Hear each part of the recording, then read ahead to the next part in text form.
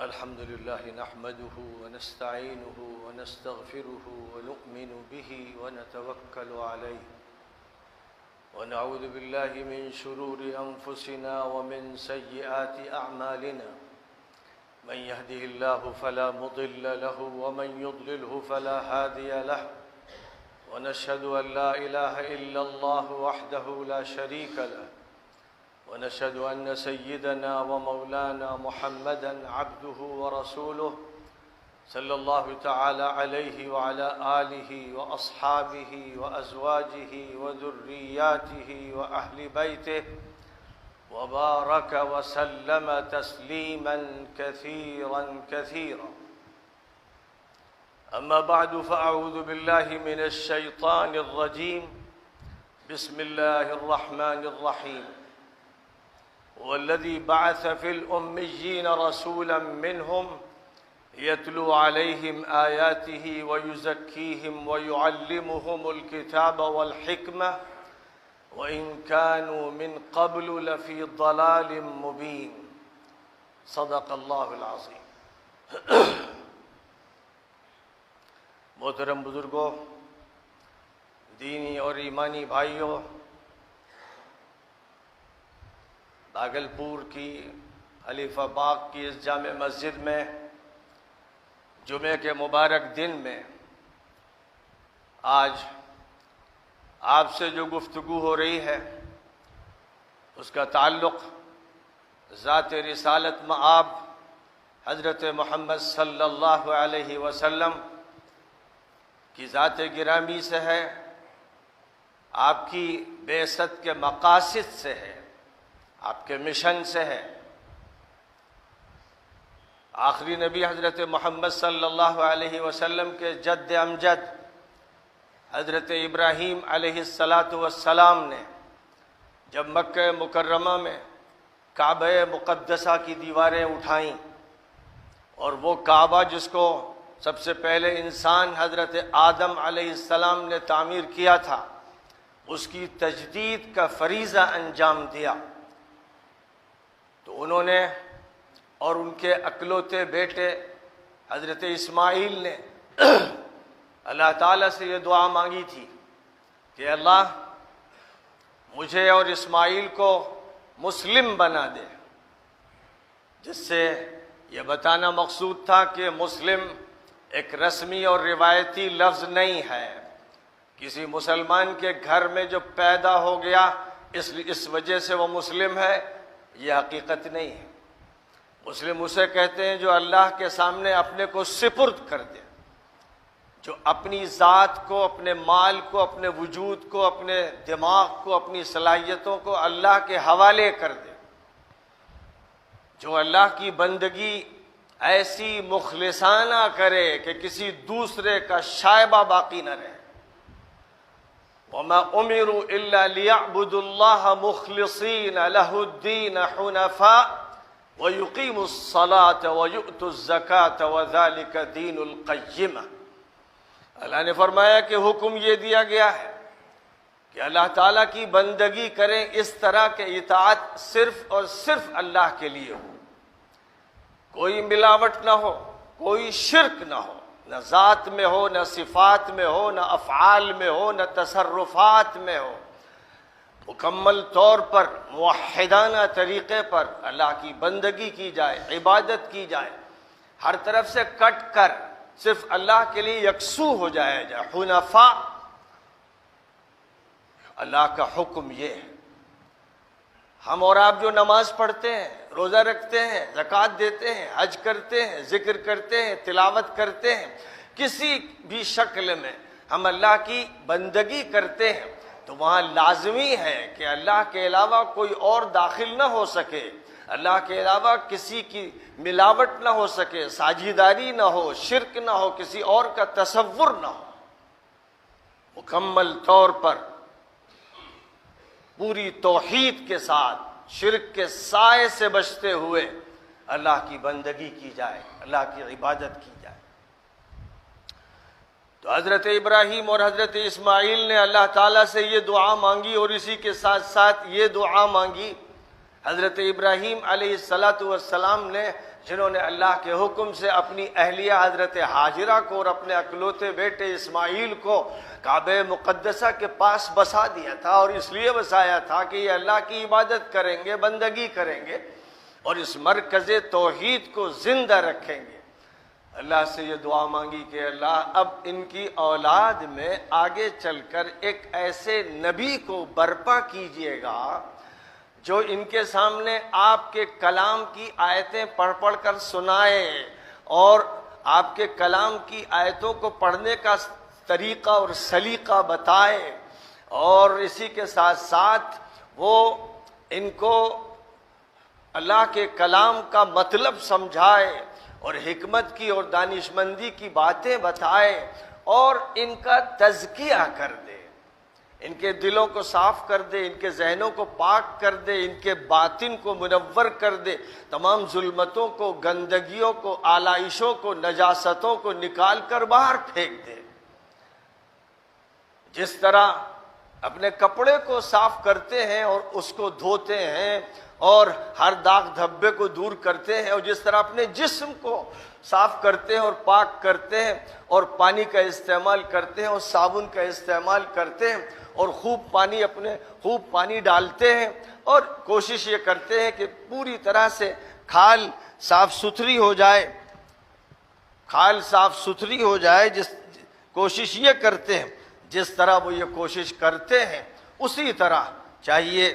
کہ وہ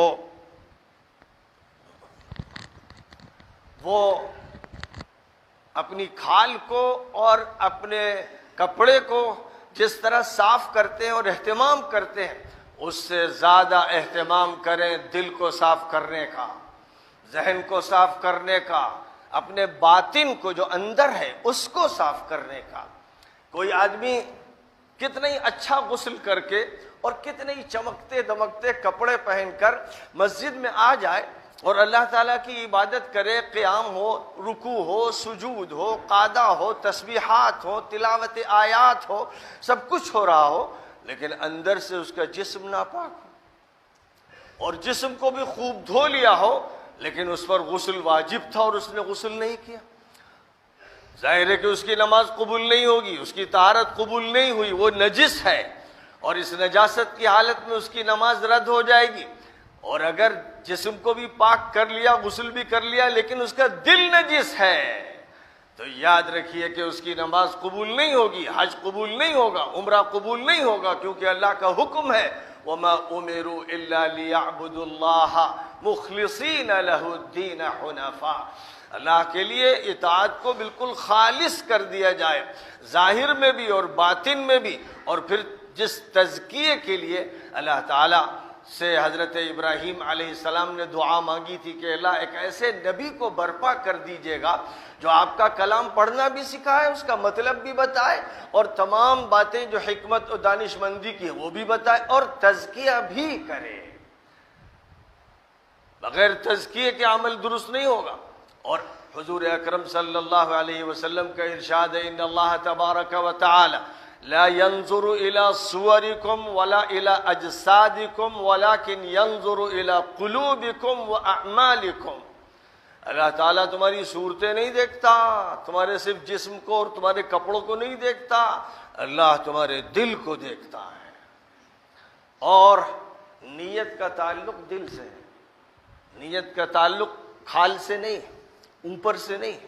باطن سے ہے، اور جب تک نیت درست نہیں ہے عبادت صحیح نہیں مانی جاتی ہے، جس کا مطلب یہ ہوا کہ پہلے دل کا پاک ہونا ضروری ہے، اور پاک جگہ سے جو نیت ہوگی اور خالص اللہ کے لیے ہوگی، اور پھر جو ظاہر کے شرائط ہیں جو اللہ کی شریعت نے طریقہ بتایا ہے نماز میں کھڑے ہونے کا، ہاتھ اٹھانے کا، اور اس کے بعد ہاتھوں کو باندھنے کا، قیام کا، اور پھر رکوع کا اور سجود کا، جو اس کے ضابطے ہیں وہ ضابطے بھی پورے کرنے ہوں گے، لیکن ان ضابطوں سے پہلے دل کا ضابطہ پورا کرنا ہوگا، ذہن کا عمل پورا کرنا ہوگا۔ ذہن پاک ہوگا، دل پاک ہوگا تو نماز قبول ہوگی، لیکن اگر دماغ میں برائیاں ہیں، برے خیالات ہیں، برے نظریات ہیں، دماغ میں سازشیں ہیں، دماغ کے اندر کسی کے خلاف کینے ہیں، اور دل بھی ناپاک ہے، دل کے اندر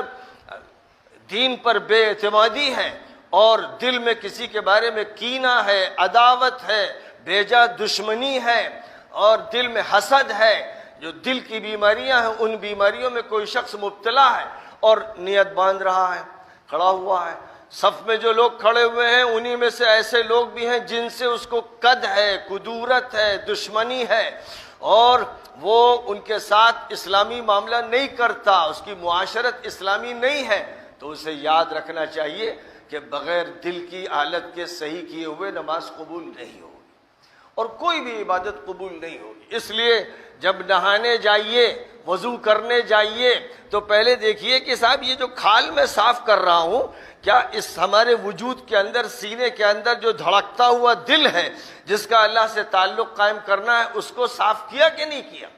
اور اگر اس کو صاف نہیں کیا، دل میں برائیاں ہیں، برے وسوسے ہیں، برے خیالات ہیں، بری نیتیں ہیں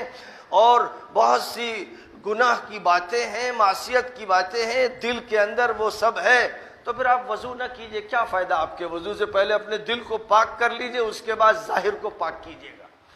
یہ تزکیے کی روح ہے۔ اب اللہ تعالیٰ نے حضرت ابراہیم علیہ السلام کی دعا قبول فرمائی اور اللہ کے نظام کے اعتبار سے 2.5 دن کے بعد اس دعا کا ظہور ہوا، اللہ کے نظام کے اعتبار سے 2.5 دن کے بعد، اور اللہ کے یہاں 2.5 دن ہمارے 2,500 سال ہوتے ہیں۔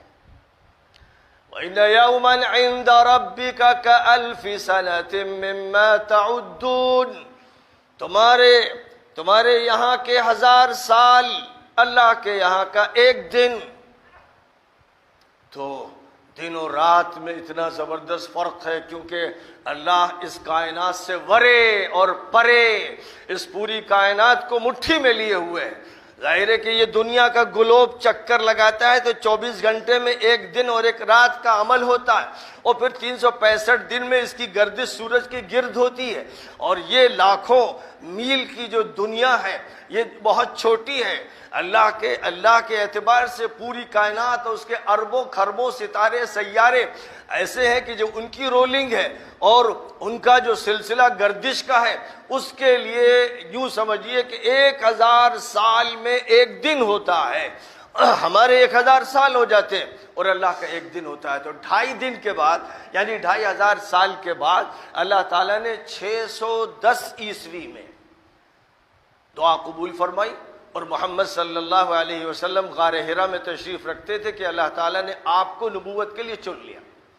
اور جب آپ کا نبوت کے لیے انتخاب فرمایا گیا تو سب سے پہلے اللہ کی طرف سے کہا گیا بسم اللہ الرحمن الرحیم اقرأ بسم ربک الذی خلق، پڑھیے اللہ کے نام سے جو بڑا مہربان و نہایت کرم فرما ہے، پڑھیے اپنے پروردگار کے نام سے جس نے پیدا کیا۔ بات یہاں سے شروع ہوئی، اور اس کے بعد پھر اللہ تعالیٰ نے نبی پاک علیہ السلام کا مکی دور گزار کر جب مدنی دور کا آغاز فرمایا، اور مدینہ منورہ میں آپ کی وہ حیثیت کہ آپ معلم ہیں، آپ رہبر انسانیت ہیں، اور آپ پوری دنیا کو اللہ تعالیٰ کی طرف سے آنے والے علوم سے متعارف کرائیں گے۔ جب یہ مرحلہ سامنے آیا تو آپ نے مسجد بنائی، اور وہی مسجد تھی جو اسلامک یونیورسٹی تھی۔ حضور پاک علیہ السلام کی مسجد اسلامک پارلیمنٹ تھی، اسلامک جوڈیشیری تھی، سپریم کورٹ وہیں تھا، اور تعلیم کا ادارہ وہیں تھا، اور دارالافتاء وہیں تھا۔ جو بھی ایک اسلامی نظام کے شعبے اور ادارے ہیں وہ سب مسجد نبوی میں تھے۔ یہاں سے یاد رہنا چاہیے تمام مسجد والوں کو کہ وہ مسجد نبوی کے مشابہ ہوگی، جہاں وہ سارے اعمال ہوں گے جو اعمال حضور پاک علیہ السلام کی مسجد میں ہوتے تھے۔ اب ان اعمال میں سے حضرت ابراہیم علیہ السلام نے کہا تھا کہ ایسے نبی کو برپا کر دیجئے جو تزکیہ فرمائے، تو نبی صلی اللہ علیہ وسلم نے تزکیے کا جو عمل فرمایا اور اپنے صحابہ کی جو آپ نے تربیت فرمائی،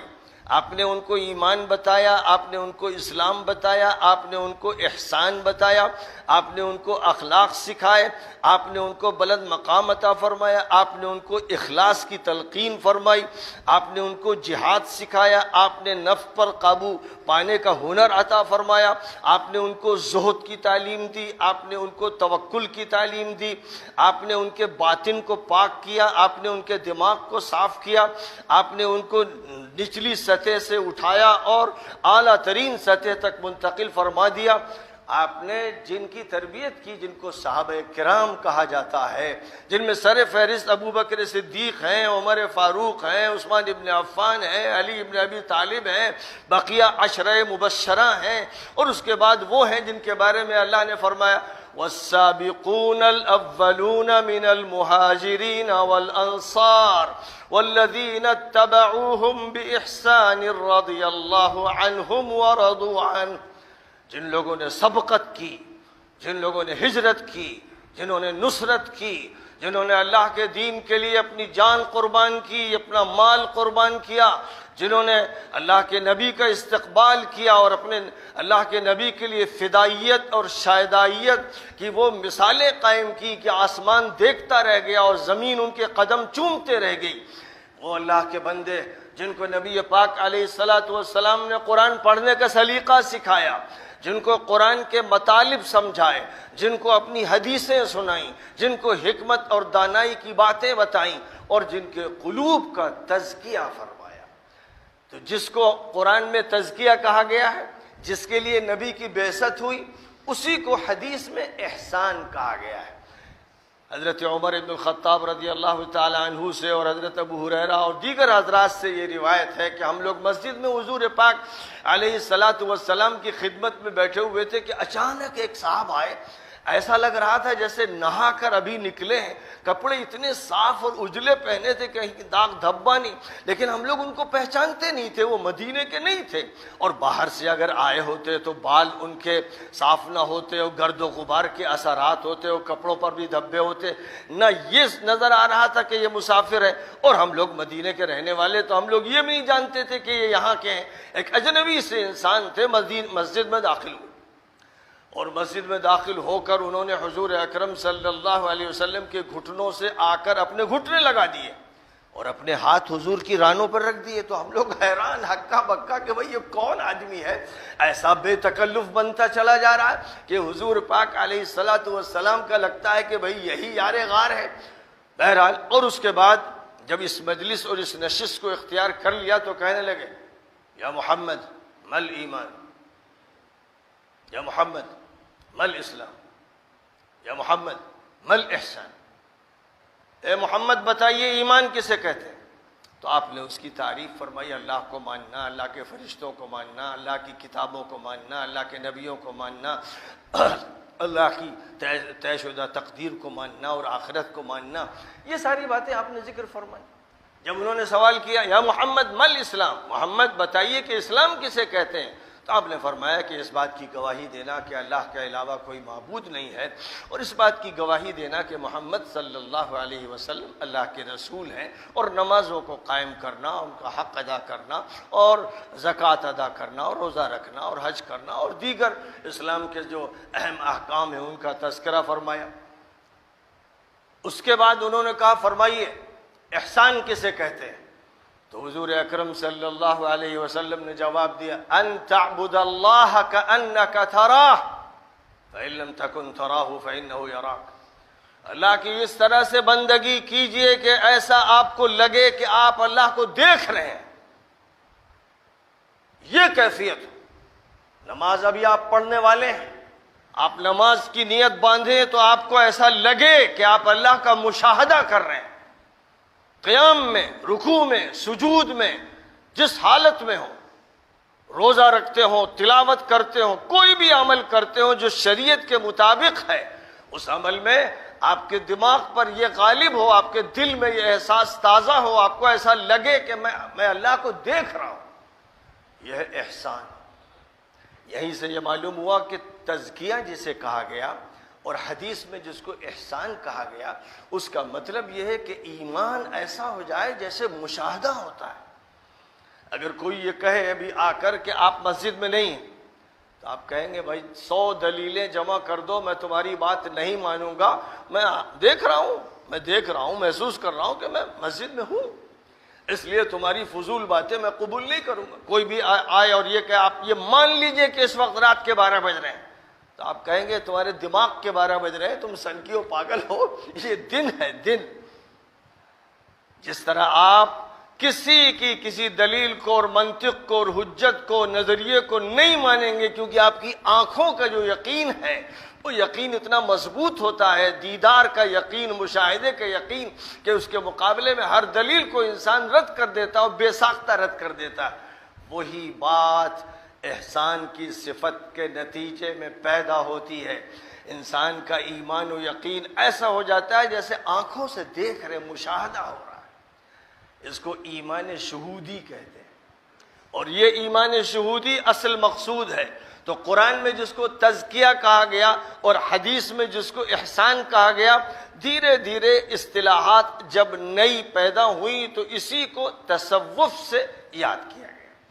جیسے عربی کی جو گرامر ہے، نبی اکرم صلی اللہ علیہ وسلم کے زمانے میں کوئی یہ نہیں جانتا تھا کہ کوئی گرامر ہے، سب صحیح زبان بولتے تھے، لیکن آگے چل کر جب عربی کے قاعدے طے کیے گئے تو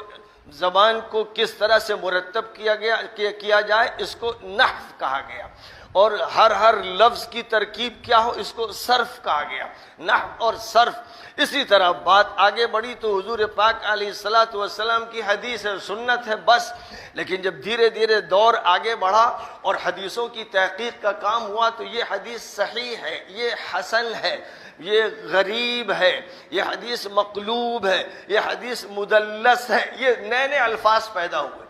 علوم کے اندر نئی تعبیرات پیدا ہوئی کہ جب علوم ترقی کرتے ہیں تو اصطلاحات نئی پیدا ہو جاتی ہیں۔ بالکل اسی طرح تزکیے کا جو عمل حضور پاک علیہ السلام نے کیا اور جس کے نتیجے میں صحابہ کرام کے اندر وہ صفات پیدا ہوئی کہ جو انبیاء کرام کا عکس تھی، ان کا پرتو تھی، یعنی انہوں نے نبی صلی اللہ علیہ وسلم کو اپنے سامنے رکھا کہ جو نبی کریں گے ہم وہی کریں گے، کیونکہ اللہ نے کیا فرمایا؟ لَقَدْ كَانَتْ لَكُمْ فِي رَسُولِ اللَّهِ أُسْوَةٌ حَسَنَةٌ لِمَنْ كَانَ يَرْجُو اللَّهَ وَالْيَوْمَ الْآخِرَ وَذَكَرَ اللَّهَ كَثِيرًا۔ اے لوگو، اللہ کے رسول کی ذات میں تمہارے لیے بہترین نمونہ ہے، یعنی تم کو یہ دیکھنا ہے کہ رسول صلی اللہ علیہ وسلم نے کیا کیا۔ آپ نے فجر کی 2 رکعت کیسے پڑھی، فجر کی نماز کیسے پڑھی، اشراق کیسے پڑھی، آپ نے چاشت کب پڑھی اور یا نہیں پڑھی، آپ نے کس طرح سے ظہر کی نماز پڑھی، اس سے پہلے سنتیں کتنی پڑھی، بعد میں کتنی پڑھی، عصر سے پہلے کیا عمل تھا، عصر کی نماز کتنی رکعت تھی، کس وقت پڑھی جاتی تھی، مغرب کا کیا معمول تھا، عشاء کا کیا طریقہ کار تھا، وتر آپ کس طرح پڑھتے تھے، اس کے بارے میں آپ نے کیا فرمایا، تہجد کا کیا طریقہ تھا، کب تہجد کے لیے اٹھتے تھے، کیسے تہجد پڑھتے تھے۔ ان میں سے کوئی بات ایسی نہیں ہے جس کا اتباع نہ کیا جائے، اسی کا اتباع کرنے کا حکم ہے۔ اور جو جتنا زیادہ نبی پاک علیہ الصلاۃ والسلام سے قریب ہوگا، آپ کے اخلاق کے قریب ہوگا اور آپ کی عبادات کے قریب ہوگا اور آپ کی عادتوں کے قریب ہوگا اور آپ کے معمولات کے قریب ہوگا اور آپ کے جذبات کے قریب ہوگا، اتنا ہی زیادہ نبی کے اسوہ حسنہ کو اختیار کرنے والا شمار کیا جائے گا، اور اتنا ہی زیادہ اس کا اللہ تعالیٰ کے یہاں مرتبہ ہوگا، مقام ہوگا اور درجہ ہوگا۔ جو صحابہ کرام کو، یعنی صحابہ کرام وہ جو حضور کے ساتھ رہتے تھے اور جن کو اللہ نے سبقت عطا فرمائی، وہ ان کے مرتبے کو اگر سمجھنا ہے تو یوں دیکھیے کہ حضرت خالد ابن الولید رضی اللہ تعالیٰ عنہ نے جو نئے نئے مسلمان ہوئے تھے صلح حدیبیہ کے بعد اور فتح مکہ سے پہلے سن 7 ہجری میں، وہ ایک کمانڈر تھے، وہ ایک بڑے زبردست جنرل تھے اور فوجوں کی قیادت کرتے تھے، مزاج ان کا فوجی تھا۔ تو حضرت عبد الرحمن ابن عوف جو حضور کے قریب ترین صحابہ میں تھے، بڑے معتمد ترین صحابہ میں تھے، ان سے حضرت خالد کی ایک دن بحث ہو گئی جس میں حضرت خالد کی زبان سے کچھ تیز کلمات نکل گئی۔ حضور صلی اللہ علیہ وسلم نے حضرت خالد ابن الولید سے کہا، لا تسبوا اصحابی، میرے جو ساتھ رہتے ہیں، میرے رفقا ہیں، ان کے بارے میں زبان سے ایسے الفاظ مت بولا کرو، زبان سے ایسی باتیں مت کرو۔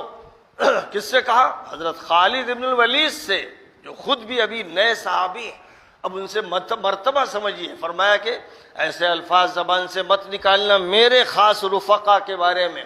اور پھر یہ فرمایا کہ خدا کی قسم، تم میں سے یہ خالد، تم میں سے، جیسے تم ہو ابھی مسلمان ہوئے ہو، وہ میرے پاس آئے ہو، تم میں سے کوئی شخص احد پہاڑ کے برابر سونا خرچ کر دے تو عبد الرحمن ابن عوف اور ابو بکر اور عمر اور عثمان اور علی اور ان جیسے حضرات کے پاؤں بھر یا آدھا سیر جو کے برابر بھی نہیں ہوگا۔ نسبت ذرا دیکھیے، اس نسبت کو آپ کیا کہیں گے؟ 1 کروڑ، 10 کروڑ، 100 کروڑ، 1000 کروڑ، لاکھوں کروڑ، ارب کہیں گے، لاکھوں ارب کہیں گے؟ کوئی نسبت ہی نہیں ہے۔ پاؤں بھر جو اور احد پہاڑ کے برابر سونا، کوئی نسبت نہیں، شمار ہی نہیں۔ کیلکولیٹر فیل ہو جائے گا، کمپیوٹر فیل ہو جائے گا، اتنا بڑا فرق ہے حضور کے صحابہ میں۔ یعنی حضور کے صحابہ سے مراد یہاں وہ ہیں جو حضور کے رفیق تھے، جو سابقون اولون میں تھے، جو حضور کے معتمد علیہ تھے، حضور کی تربیت میں تھے، جنہوں نے حضور سے تلاوت سیکھی، جنہوں نے حضور سے قرآن کے مطالب سیکھے، جنہوں نے حضور سے حکمت سیکھی، جن کا حضور نے تزکیہ فرمایا۔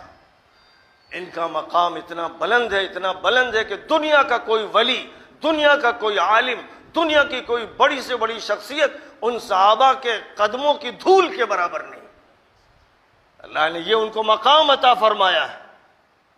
تو اس مقام کو اچھی طرح سمجھنا ہے، اور یہ سمجھنا ہے کہ راستہ جو ہے وَالَّذِي بَعَثَ فِي الْأُمِّيِّينَ رَسُولًا مِّنْهُمْ يَتْلُو عَلَيْهِمْ آيَاتِهِ وَيُزَكِّيهِمْ وَيُعَلِّمُهُمُ الْكِتَابَ وَالْحِكْمَةَ وَإِنْ كَانُوا مِنْ قَبْلُ لَفِي ضَلَالٍ مُبِينٍ۔ تو یاد رکھا جائے کہ یہ 4 کام اللہ تعالیٰ نے نبی کو سونپے تھے، اور یہ چاروں کام امت کے لیے ضروری ہیں۔ آج امت کے بڑے طبقے نے یہ سمجھ لیا کہ جو صوفیاء ہیں اور اولیاء ہیں اور بزرگان دین ہیں سو ہیں، ہم ان کی عزت کریں اور ان کے ملفوظات سنیں، ہم خود بھی ولی بن جائیں اور ہم خود بھی اللہ کے مقرب بن جائیں، یہ ہمارے بس میں کہاں ہے؟ یہ شیطانی تلبیس ہے، یہ ایک غلط فہمی ہے، یہ ایک دھوکہ ہے، اور دین کی صحیح تعلیمات سے دور کرنے کے لیے ایک بہت بڑا مغالطہ ہے۔ یاد رکھیے، ہر مسلمان، ہر نمازی کو ضروری ہے کہ وہ تزکیے کے مرحلے سے گزرے۔ نبی سب کے لیے تشریف لائے اور سب کے ساتھ آپ نے یہ عمل کیا ہے، تو جس کو تصوف بعد میں کہہ دیا گیا، اس میں بہت سی چیزیں غلط بھی داخل ہو گئیں، بدعتیں بھی داخل ہو گئیں، جیسے حدیثوں کے اندر ضعیف حدیث اور موضوع حدیث اور مقلوب حدیث، طرح طرح کی حدیثیں بھی لوگوں نے گڑھ کر حدیثوں کے ذخیرے میں داخل کر لی، اور جیسے قرآن پاک کی تفسیر میں بہت سے غلط مفسروں نے اپنی غلط رائیں داخل کر دی، تو ظاہر ہے کہ تفسیریں ان لوگوں کی بھی ہیں کہ جن کا نظریہ صحیح نہیں ہے اور انہوں نے صحیح تفسیر نہیں کی۔ تو کیا ہم اس وجہ سے کہ کچھ لوگوں نے غلط تفسیر کی قرآن چھوڑ دیں گے؟ کیا اس وجہ سے کہ بہت سی حدیثیں گڑھ لی گئیں حدیث چھوڑ دیں گے؟ کیا اس وجہ سے کہ بہت سے لوگوں نے میلاد نامے تیار کیے اور حضور کے بارے میں بہت سی غلط روایتیں بیان کی تو کیا ہم سیرت چھوڑ دیں گے؟ اور کیا تصوف میں جو بہت سی بدعات داخل کی گئیں اور رسمیں داخل کی گئیں اور اختلاط بے محابہ مرد و زن کا ہونے لگا اور تعویذ گنڈوں کے بہت سے ایسے اعمال کیے گئے جو حضور سے ثابت نہیں ہیں اور قرآن پاک سے جن کا ثبوت نہیں ہے، تو کیا اس کی وجہ سے ہم تزکیہ چھوڑ دیں گے؟ کیا اس کی وجہ سے احسان چھوڑ دیں گے؟ وہ ہر ایک کے ذمہ لازم ہے۔ نبی اکرم صلی اللہ علیہ وسلم کی خدمت میں جو صاحب تشریف لائے تھے، جب وہ اٹھ کر چلے گئے تو حضور نے فرمایا ذرا بلانا ان لوگ لپکے مسجد کے دروازے تک اور دائیں بائیں دیکھا تو وہ کہیں نظر نہیں آ رہے تھے۔ حضور صرف دکھانا چاہتے تھے، متوجہ کرنا چاہتے تھے، آپ نے فرمایا ذالکم جبرائیل اتاکم یعلمکم دینکم۔ وہ جبرائیل تھے جو ابھی آئے تھے اور بے تکلف مجھ سے باتیں کر رہے تھے، یہ اس لیے آئے تھے کہ تم کو تمہارا دین سکھا دیں۔ تو اب تمہارا دین سکھا دیں، تمہارا دین ایمان، اسلام، احسان۔ ایمان سے مراد عقائد، اسلام سے مراد شریعت، احسان سے مراد تصوف حقیقی۔ صحیح معنی میں جو تصوف کہلایا، جو حضرت معین الدین چشتی رحمۃ اللہ علیہ کا تصوف تھا، حضرت نظام الدین اولیاء کا تصوف تھا، حضرت بہاؤالدین نقشبند کا تصوف تھا، حضرت ابو القاسم صاحب رسالہ قشیریہ کا تصوف تھا، حضرت حارث محاسبی کا تصوف تھا، حضرت جنید بغدادی کا تصوف تھا، اور کتنے اللہ کے ایسے بندے گزرے ہیں جنہوں نے نبی پاک علیہ الصلاۃ والسلام کی باطنی کیفیات کو اپنے اندر پیدا کرنے کی کوشش کی اور امت کے سامنے جیتا جاگتا نمونہ نبی اکرم علیہ الصلاۃ والسلام کی سیرت طیبہ کا اور اخلاق نبوی کا پیش کیا، اور دنیا نے جب نبی کے اخلاق دیکھے تو لاکھوں انسان ان پر ٹوٹ پڑے، تائب ہوئے، گناہوں سے توبہ کی، ہدایت کی باد بہاری چلی اور ملک اسلام کے حلقے میں داخل ہو گئے۔ یہ نتیجہ تھا حضور پاک علیہ الصلاۃ والسلام کے باطن سے اپنے باطن کو جوڑنے کا۔ ظاہر سے ظاہر کو جوڑتے ہیں عام علماء جو بخاری پڑھ لیتے ہیں، ہدایہ پڑھ لیتے ہیں اور قدوری پڑھ لیتے ہیں، فقہ کی کتابیں، حدیث کی کتابیں پڑھ لیتے ہیں، تو علم ان کے دماغ میں ضرور ہوتا ہے اور وہ معلومات امت میں منتقل کر دیتے ہیں، لیکن صرف معلومات سے کام نہیں چلتا جب تک کہ نبی اکرم صلی اللہ علیہ وسلم کی سیرت طیبہ کے وہ پہلو جن کا تعلق اخلاق سے تھا، جن کا تعلق بہت ہی باطنی کیفیات سے تھا، جب تک ان سے تعلق نہیں ہوگا اور وہ کرنٹ نہیں دوڑے گا، وہ زہد ہوگا، وہ توکل ہوگا، وہ صبر ہوگا، وہ شکر ہوگا، وہ انابت ہوگی، وہ خشیت ہوگی، وہ صفات جن کو قرآن میں بیان کیا گیا ہے۔ لیکن کیسے ان صفات تک پہنچا جائے، اس کے لیے جو نظام طے کیا ہے وہ صوفیہ نے طے کیا۔ جیسے امام ابو حنیفہ نے فقہ کی ایسی داغ بیل ڈالی اور ایسا نظام مرتب کیا کہ کروڑ افراد امام ابو حنیفہ کی تقلید کرنے لگے اور ان کے مسلک کو اختیار کرنے لگے۔ یہی کام امام مالک نے کیا، امام شافعی نے کیا، امام احمد نے کیا اور دیگر حضرات نے کیا۔ اور جیسے امام بخاری اور امام مسلم وغیرہ حضرات محدثین نے حضور کے اقوال، آپ نے زبان سے کیا فرمایا اور کیا عمل کیا، اس کو انہوں نے کتاب میں درج کر دیا اور ان کے ذریعے سے حضور پاک علیہ السلام کی حدیثیں منتقل ہوئیں۔ اسی طرح اللہ کے دوسری طرف وہ بندے تھے جیسے حارث محاسبی اور بایزید بستامی اور حضرت جنید اور اس طرح کے حضرات جنہوں نے حضور کی کیفیات باطنی کو اخذ کر کے اس کو پھیلایا، اور اس میں جن حضرات نے یہ کام کیا ہے ان کے اکثر سلسلے حضرت علی پر جا کر منتہی ہوتے ہیں۔ پوری دنیا میں تصوف کے، تزکیے کے اور احسان کے جو سلسلے رائج ہیں، 99% ان کا تعلق حضرت سیدنا علی رضی اللہ تعالی عنہ سے اور حضرت سیدنا علی علیہ السلام سے، یعنی اہل بیت کو اللہ تعالیٰ نے صفت احسانی میں سب سے ممتاز فرمایا، اور ان کے بعد جو سلسلے ہیں وہ حضرت ابو بکر صدیق رضی اللہ تعالیٰ عنہ سے تعلق رکھتے ہیں۔ چند سلسلے ہیں جو حضرت ابو بکر صدیق سے متعلق ہیں، ورنہ پوری دنیا میں جو سلاسل تصوف ہیں وہ حضرت علی رضی اللہ تعالیٰ عنہ سے ہیں، جس کا مطلب یہ ہوا کہ حضرت حسن اور حضرت حسین اور پھر اس کے بعد ان کی اولاد کو اللہ تعالیٰ نے کیونکہ مطہر فرمایا، قرآن پاک میں یہ فرما دیا کہ اے نبی، آپ کے اہل بیت کے لیے اللہ نے یہ فیصلہ کیا ہے کہ ان کو پاک فرمائے گا، پاک باز فرمائے گا، اور اللہ ان کو حسن سیرت عطا فرمائے گا۔ تو یہ اللہ کا چونکہ وعدہ ہے، اس وعدے کا یہ نتیجہ ہوا کہ حضرات اہل بیت کو اللہ نے تقوی کا وہ مقام عطا فرمایا، وہ بلندیاں عطا فرمائی، ان کی فطرت کو ان حقیقتوں سے گون دیا کہ جس کے نتیجے میں جہاں وہ بیٹھے احسانی کیفیات کا سیلاب جاری ہو گیا، جہاں وہ بیٹھے لوگوں کا تزکیہ فرمایا، جہاں وہ گئے ان کے ذریعے اصلاح کا ایسی صورتحال سامنے آئی کہ دنیا حیران رہ گئی۔ ہندوستان میں حضرت معین الدین چشتی کے ذریعے لاکھوں ہندو اسلام میں داخل ہوئے، وہ حسینی تھے، حضرت حسین کی اولاد میں تھے، حضرت نظام الدین اولیاء حضرت حسین کی اولاد میں تھے، حضرت قطب الدین بختیار کاکی حضرت حسین کی اولاد میں تھے، حضرت شیخ شرف الدین یحییٰ منیری حضرت حسن کی اولاد میں تھے، ان کی والدہ حضرت حسین کی اولاد میں تھی۔ اور یہی صورتحال انڈونیشیا کی ہے، ملیشیا کی ہے، یمن کی ہے، مراکش کی ہے، دنیا کے تمام خطوں میں اللہ تعالیٰ نے اپنے نبی کے گھر والوں سے، اہل بیت سے جو کام لیا ہے وہ ایسا ہے کہ لاکھوں کروڑوں انسانوں انسانوں کو اسلام میں داخلے اور تربیت کا جو موقع ملا وہ ان حضرات کے ذریعے ملا، اور اس میں کوئی شک نہیں کہ تمام صحابہ نے یہ کام انجام دیا، لیکن یہ اللہ تعالیٰ کی طرف سے فیصلہ تھا کہ علی کی خلافت میں تو رکاوٹیں ڈالی گئیں، لیکن حضرت علی کی خلافت باطنی اور حضرت علی کی وہ خلافت روحانی ایسی غالب